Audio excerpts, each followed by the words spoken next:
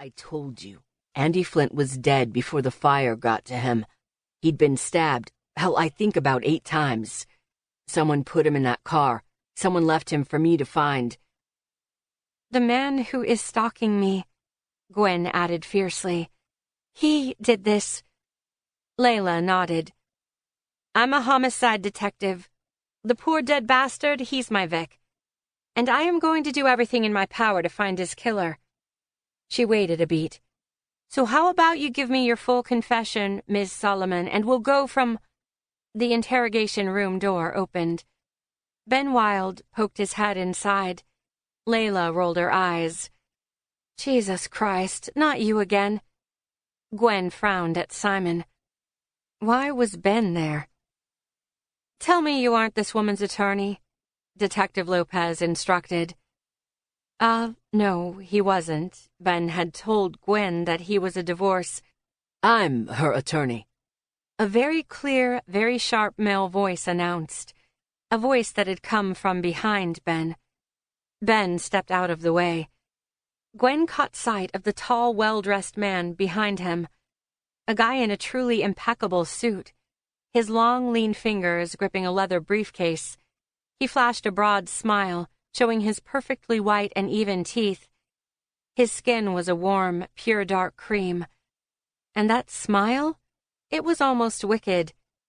Hello, Detective Lopez. The detective sighed.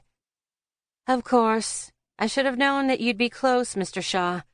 Let me guess, you smelled blood in the water and you had to follow that delicious scent? Gwen was totally lost. What was happening? Ben cleared his throat. Actually, I called Kendrick. Asked him to come down and rep Gwen because my brother told me she might need a hand tonight. A hand. A whole body. She needed as much help as she could get. The man in the great suit strode toward Gwen. He stood as he offered his hand. Ms. Solomon? That smile of his was pure perfection. I'm Kendrick Shaw, and I'm the best criminal defense attorney you've ever seen.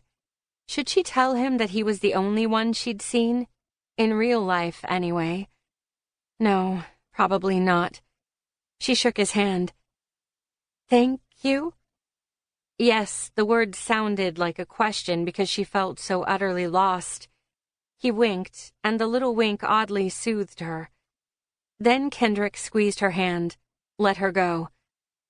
There will be no confessions, not about anything. But, Gwen began. Not until I've talked with my client and have been fully brought up to speed on this case. He put his briefcase on the table. Detective Lopez, I need a moment to confer with my client. Gwen's head was splitting and spinning. Fine, the detective snapped. I'll give you 5 minutes, and then I want to know exactly what in the hell is going on. She strode from the interrogation room. The door slammed shut behind her. Gwen swallowed. Then she pointed to the one-way mirror. Can't she just be in there watching? Listening? Kendrick's perfect smile was gone. Only if she wants a lawsuit from me. Gwen released a slow breath. The dead man, Kendrick began, his brows pulling low. I didn't kill him, Gwen exclaimed. Neither did Simon. Jesus, Ben muttered. This case went bad fast. He was pacing near the door. Good to know, Kendrick told Gwen. Though for the future I will never ask you specifically if you have committed a crime. It's better for me not to do that, okay? Simon's hand slapped down on the table. That reporter followed us. I told him to get his ass lost, and the next thing I knew... The door flew open. Detective Lopez filled the doorway.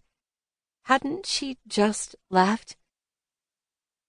Yes, I know that I'm charming and amazing. Kendrick made a show of looking at his watch. But you didn't need to rush back. You did promise me 5 minutes, and I don't think it's even been 1. The detective held up her phone. Guess what just appeared on Andy Flint's website? Or rather that wannabe news site that he worked for? Gwen was afraid to find out. The detective put her phone on the table, hit play, and...